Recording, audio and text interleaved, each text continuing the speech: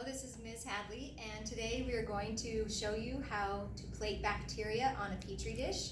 The objective for today is that using the provided materials, you will collect a sample of bacteria and plate it on a Petri dish with 100% accuracy and no cross-contamination.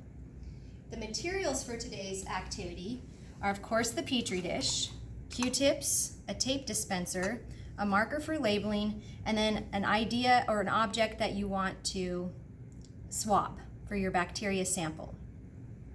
For step one, you're going to take a clean Q-tip from the Q-tip box and your object that you want to swab, and you're going to make sure that you don't touch it to anything else. You're going to place the Q-tip on the object and rotate it around so that all of the Q-tip gets a good sample of the bacteria you're hoping to see. Maybe touch the object where you feel people may touch it. Step two, you will carefully then take your Q-tip and not touch it to anything else. You'll open up the lid of the Petri dish at about a 45-degree angle. Now, your Petri dish that you use will have a nutrient agar solution in there, so it's going to look a little different than this one. You'll actually see a gelatin substance that you'll feel and touch when you swab. When you do the swabbing, you'll take the cotton swab and you'll zigzag back and forth in one direction, all the way from top to bottom.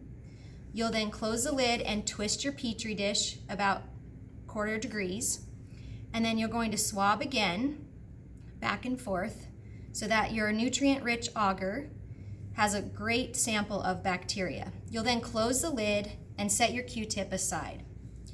When you're finished with that, you're going to tape the Petri dish closed. We will be uncertain of what type of bacteria will grow in this Petri dish, and we don't know that the bacteria we do grow is going to be good or bad bacteria, so we want to protect ourselves. We're going to tape it shut. Now I use Scotch tape so that masking tape doesn't obscure the vision of the bacteria growth.